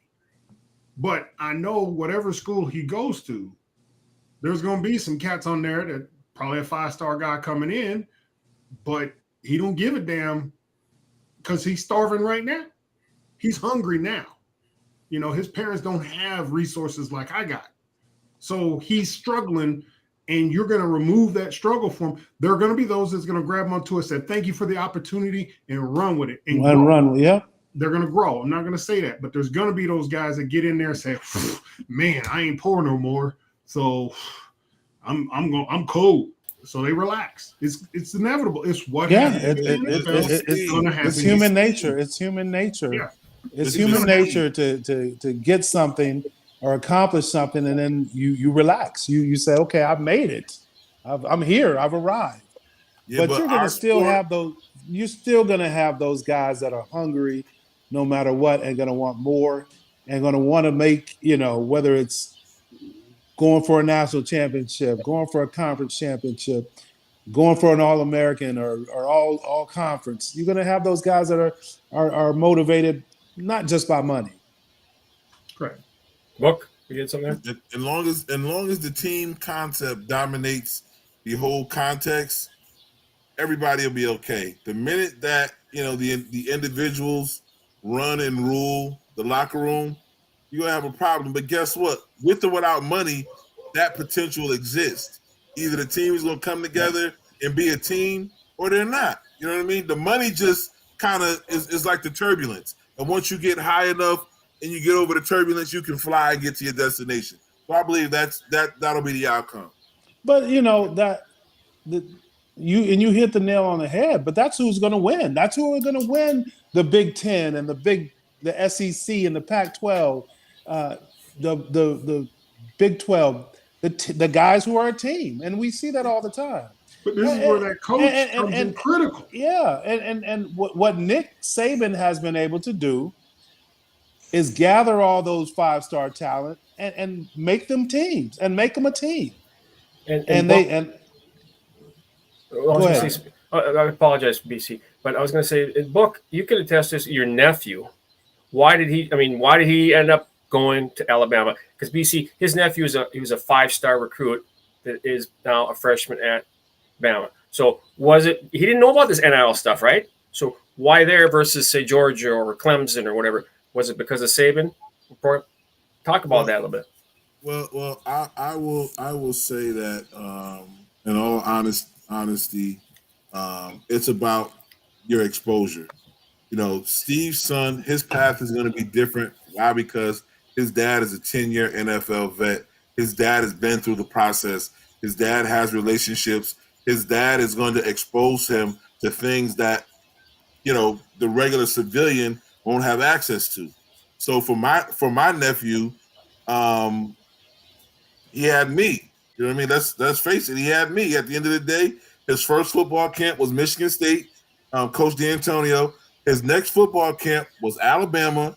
Well, on that Alabama staff was obviously Nick Saban, Bobby Williams, Kirby Smart, Mario Cristobal, and all of those guys were either head coaches, or they're now head coaches, or they were assistants then, and he had a chance to be around them. Okay, and so every school that my nephew took as an official visit outside of Michigan State, okay, the University of Florida, Todd Grantham.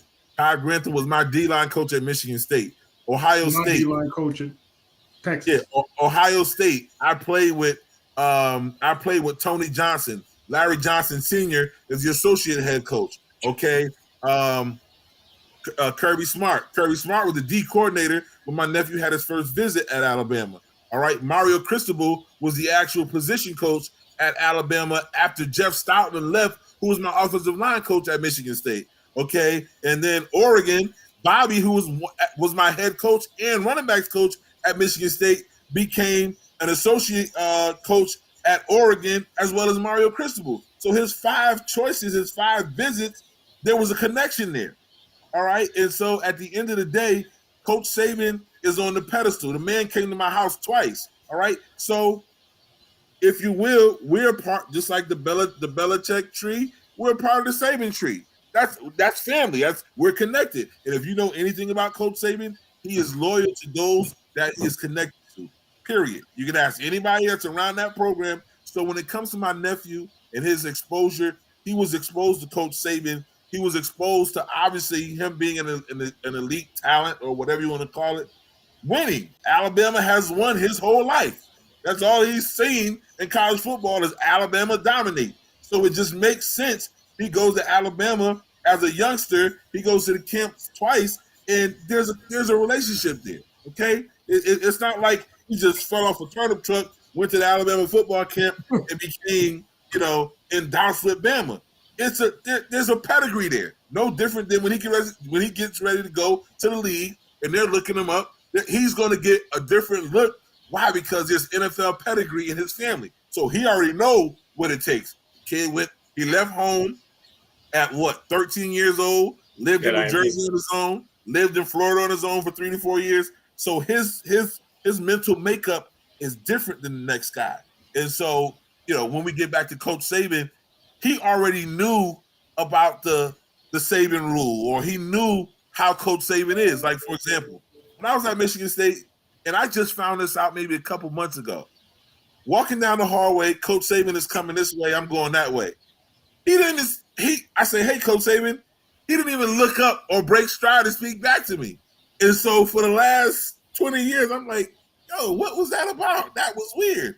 However, what I did learn from Saban was, there was so many little things and intangible things that carried me throughout my career from that point. And so when you talk about Coach Saban, the good outweighs the bad. His success is what is the NFL now is what he's selling his program on. You come here, you do just what you do. You going to the show. Exactly. But he ain't lying though. Exactly. You And the other thing, like I was saying, the other thing too is, with Coach Saban, you're gonna check that NIL deal at the door. Yeah, he don't care. If you want to play, yeah, you want to play. He don't care. Oh, you getting $1 million here? I don't care. Check that at the door. See me on the field, and strap it up, and come and you got to bring it every day if you go play for Nick Saban. And the other part is you got to buy into the team. You got to buy into the Alabama way, as they say the Patriot. You got to buy into the Alabama way.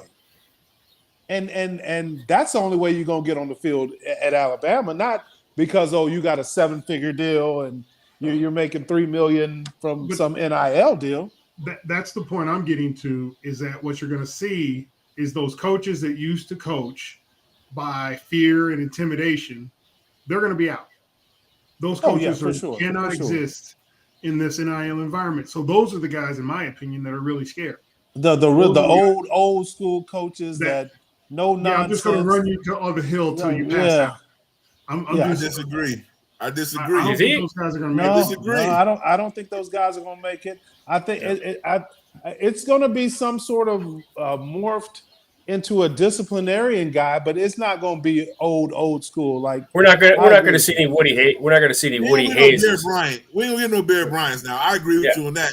But it's going to be a Saban prototype, meaning that. Coach Saban, I seen Coach Saban on YouTube doing the wobble in somebody's living room. I was like, what the hell? So Coach Saban dancing at all, so he's evolved. You know what I mean? Just like everybody, these coaches, they will have to evolve. They'll have to get with the culture, but also they can't lose the fabric of who they are. And I think Coach Saban is the perfect prototype for. I think Coach Saban is the prototype for, before NIL. I think the guy after NIL, to me, and I'm watching him coach, is Deion Sanders down at Jackson State. What? Man, you got the video. You got the video. He's an electric slide guy. Yeah, he's really got the moves, doesn't he? Huh? Hey, where's the politician? Oh, God. He's the GOAT, though. He's the GOAT. There's no doubt about it for college coach.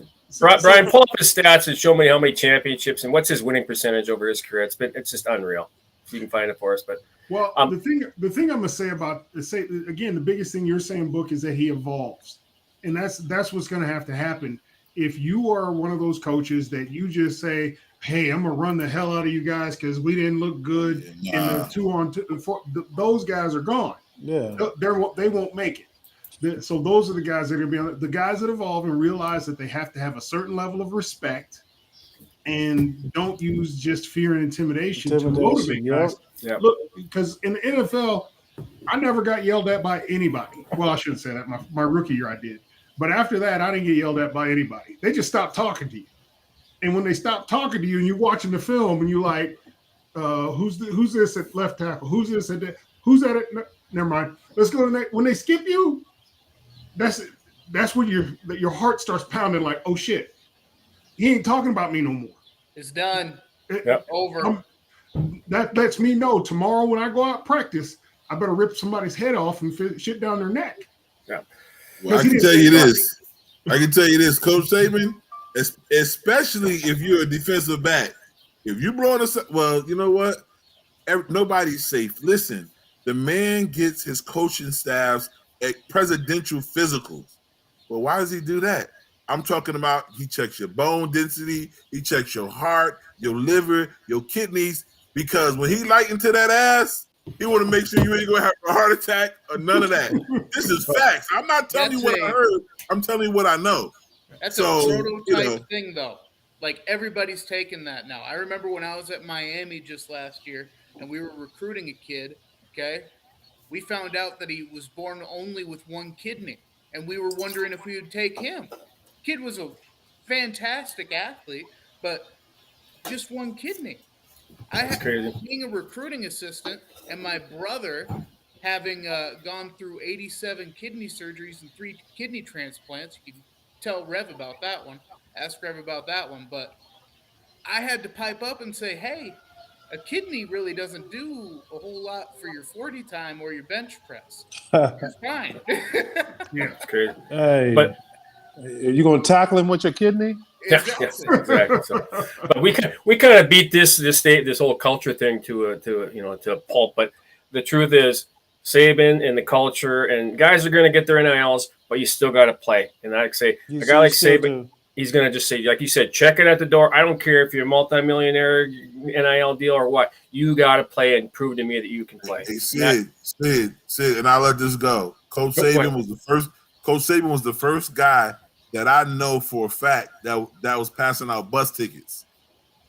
Meaning that at Bama, if you ain't cut the mustard, he got you up out of there. At a time when they couldn't do that for college players. That's crazy. I still would like to see. Let me say this. Dennis Wagner was doing that at Wayne State when I was there. At Wayne State? They were sending cats back to Florida and back to Texas. Like, hey, in a minute, in a heartbeat. Yeah, crazy. I wonder what the heck NDSU is doing up there to keep. They are now they're ruling the roost. I mean, 4 or 5 in a row, it's crazy. But again, we could beat this to Paul. But the two other things, and we'll kind of stop with this because we're kind of going along. But one thing I think we talk about the NIL, but the thing I think that is truly broken, and you guys can chime in on this, is the portal, because the portal is really, to me, what's really creating a lot of problems. I mean, you're seeing people jumping ship ball now; they're not staying.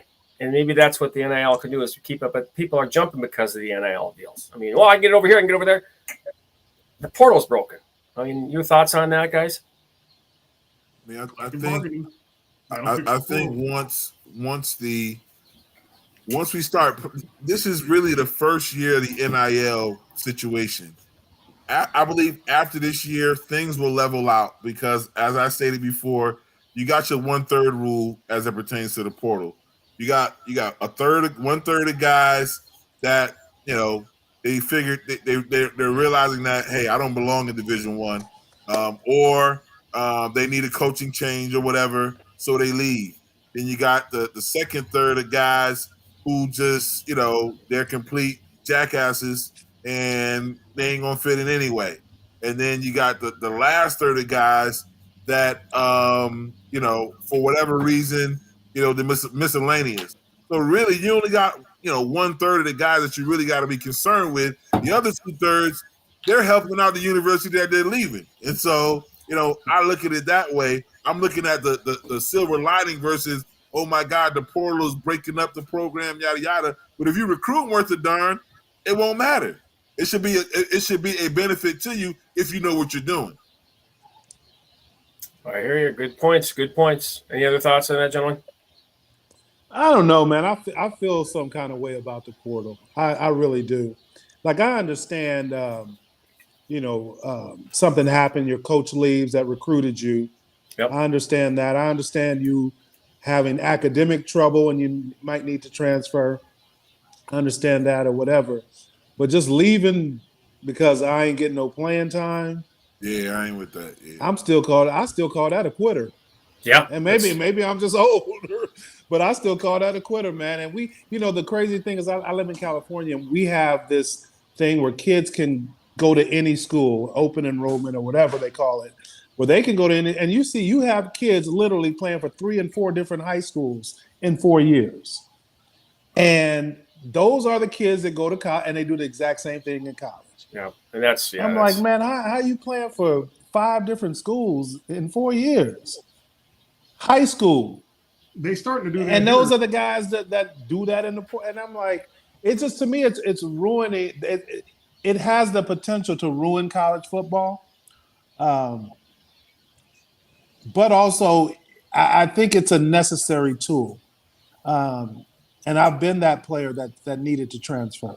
I've seen other players that needed to transfer for real reasons. So it's a necessary evil, I think.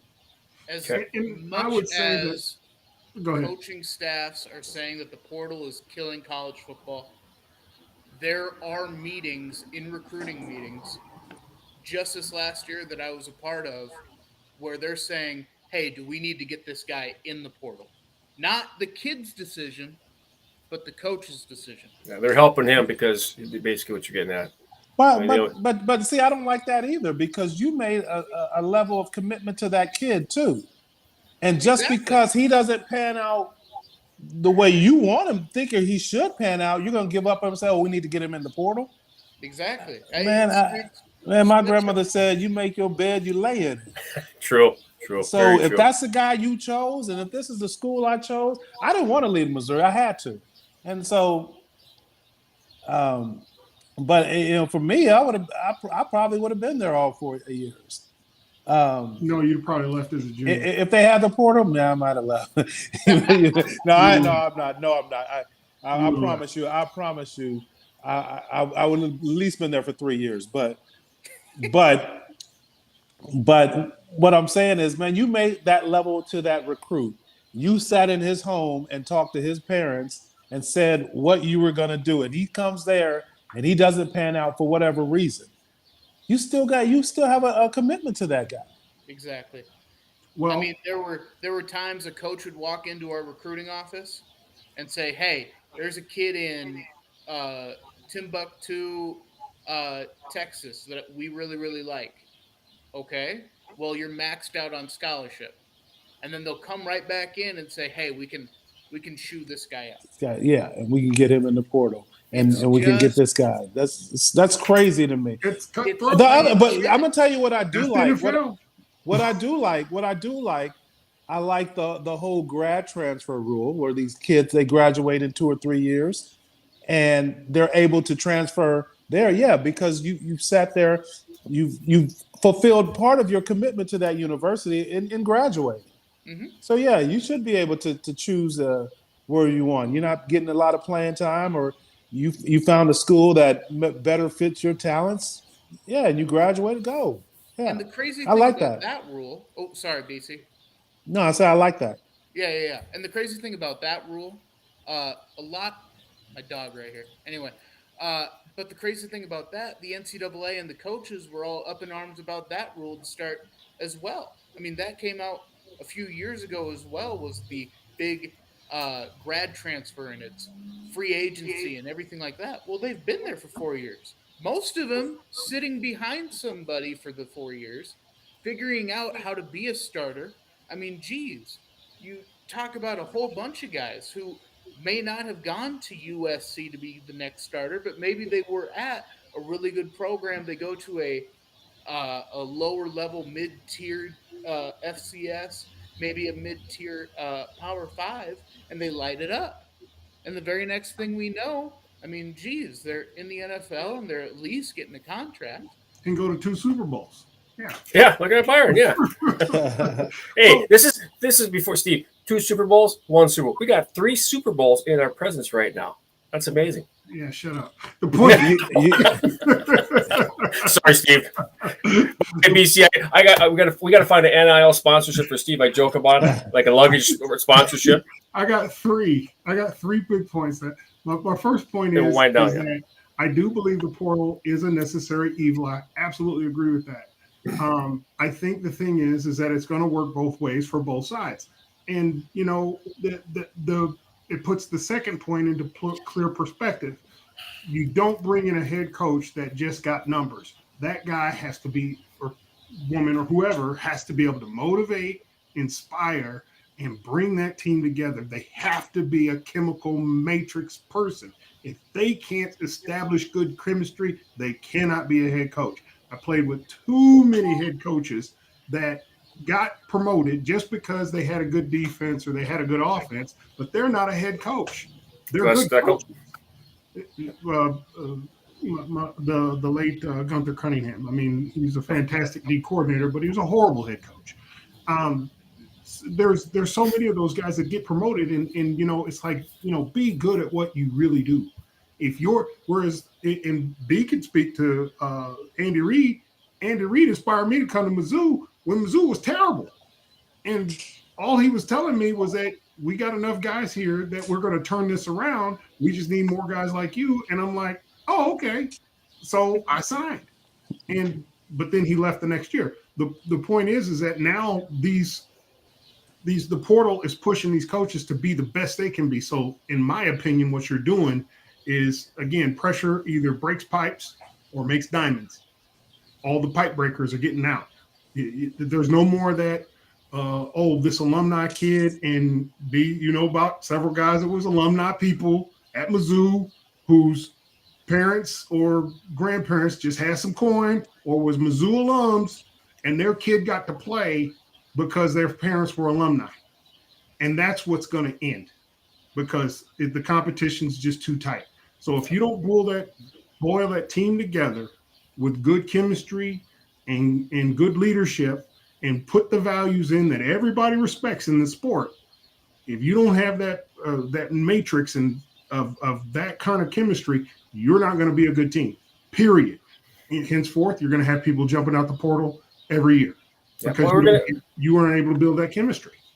We're going to have pros and cons with all this stuff, guys. And like I say, you're going to start seeing it work its way out. And by the way, I think we lost BC. I don't know if he had to jump or what, or bunts, but he's gone. But, that we could talk about this all day and all night. But I did want to approach that topic, though, because it is something that's consistently going to be coming into play with this NIL stuff. And one last thing, and then we got a little bit longer than we normally have tonight because we've been good talk, right? Is I do think the NIL is doing one thing. It's going to keep some of these guys in the schools that jump ship thinking that they're going to be drafted. And how many of those guys, you see a lot of guys that leave the draft and they don't get drafted. And they're without a contract. So to me, that's a good thing. Stay and play the game. Enjoy being able to play a game that you love and get paid, which you normally wouldn't be. You're not getting paid undrafted, right? And get an education too. So there's good there. There's good there. So I think it was a great topic tonight. We could continue going on, but I know all of us have been on a little bit. We try to keep this hour and a half. I think about hour 45. Appreciate BC coming on tonight. I don't know if unfortunately we lost him. I wanted to thank him personally again, but hopefully we can see him in a couple weeks there. Some of us are going to go up to cities. But let's just kind of close it on this note, just the final thoughts and everything we discussed tonight, guys. We'll go around the table who's left here. And I know, Brian, you've been pretty quiet. I'm going to start with you because you've been kind of sitting back in the back there, just listening to everything. So what are your final thoughts on everything that we talked about? Because it was a lot of topics. Yeah, I think it's tons of information. You got guys here that have lived it. Book and Steve and Zach from the coaching aspect have lived this stuff. I mean, you're going to get, every perspective that you can, possibly want to get on here because we're going to have the trainers, we're going to have the coaches, the players. You're going to see it all when you come on here and get every perspective you can get. And we're so blessed to, at least I feel like I'm so blessed to be around these guys and have these guys with us because their amount of information that they have is so valuable. Absolutely. I could not agree with you more. So, Steve-O? Yeah, that's the whole purpose of what we're doing. We want to make sure that we start to give that voice to the voiceless. We want to give and bring former players into this loop because the priceless knowledge we have to give these up-and-coming kids, again, it's priceless.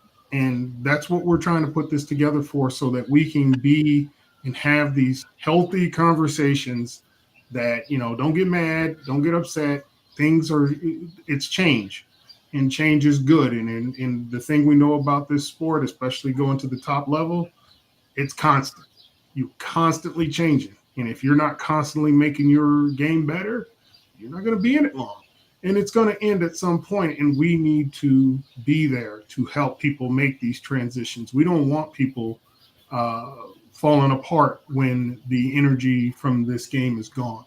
We want them to be made whole people and be good citizens afterwards. So that's our focus and purpose of putting this together. Absolutely. Very good comments. Very good thoughts. Zach, the man behind the scenes, is now on front today, filling in for the old man, Rev. What are your final thoughts? And I appreciate your feedback, too. Yeah, I appreciate being able to actually turn the camera on this week. But my final thoughts have to be I think we kind of scratched the surface a little bit with the portal, and I think that's just another aspect of the NIL that needs to be looked at in college football in an entire different light. As much as all college athletics and all divisions as well.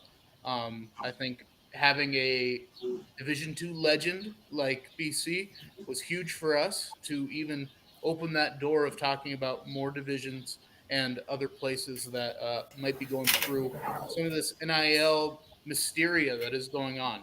But yeah, it's really, I think it was really cool to just open that can of worms. And I think that's where we need to go, is looking at these other divisions and other places. Absolutely. And we'll broach on that topic when I'm talking. Book, you were pretty open tonight, and I appreciate your passion tonight. So what were your final thoughts? Because I do appreciate your feedback as always. Yeah, yes, and I would say, to piggyback on what everybody else has said, that as Steve stated, the purpose of this platform is to really provide the information that otherwise civilians, they can't get a real viewpoint from. I mean, we don't have, a sponsor or producers that kind of determine what we say. Everything that we say is based off of personal experience and things that have really happened to us. So I think it's a great mixture of professionals and everybody else that helps make up the makeup of the simple plays. You know what I mean? Everybody's on it. This is as team oriented as a concept like this can be, and I think it helps and it provides for very common ground information and perspectives that will ultimately help parents. I think we can help foster information and goodwill, even to the powers that be, because this is the wide world internet, and so you never know who's watching and whose comments that we can make that'll be effective to God knows who, that has an effect on how NIL is done or paying players is done. And so I'm excited about that piece of it, is that we get to share our personal experiences and have insight on what's relative and the evolution of sports as a total. So it's always a pleasure to share my passion, my heart, as it pertains to NIL and just college sports, professional sports, and people in general. Awesome. Well, much appreciated. And my final thoughts, I kind of piggyback on what you guys have to say. And I just want to, first of all, thank BC, Byron Chamberlain, for coming on tonight. It was, I think, pretty special to be able to get him on. And, yep. Hopefully he'll come back again, and hopefully we'll be able to see him here in a couple of weeks when we'll be able to make up to the cities, me and Brian there. And maybe we'll do a little segment with him up there. We can interview again. But next week, we got a couple of potential guests I want to take and point out. We're maybe going to look possibly at the legal side. Yeah, we do have a potential speaker that's going to be speaking down at the NIL Summit, former NSIC athlete, and now we work with USA Baseball, and now he's a lawyer, Cody Wilcoxon. I'm waiting on him from his legal firm, see if he's going to have the ability to do that. If not, I do have the backup plan. We're looking at the assistant coach at Winona State, Isaac Frichte, who has coached D2. His father's a legend here in Minnesota football, 70, I think, plus wins in a row for high school, one of the longest winning in record for high school. And, former pro, had a cup of coffee with the Lions and the Vikings, so that'll be interesting. So we can get that D2 aspect from his perspective, too. But, again, guys, I think each and every week we're getting bigger and better. Appreciate your thoughts, and your passion is what we really appreciate, because that's what it's all about. This is my happy place, sports. I didn't play at the high level, but going to the football field, the baseball field, the ice rink, whatever, that's my happy place. And now the simple plays is it. And I appreciate that. That's the camaraderie that we all have. So on that note, I want to thank those either watching live and those who are watching on the rebroadcast. Look for us next week again at the simple plays. So for all of us, and again, our guest, and can't forget Superfan Will Stein. So long, everybody. Thank you.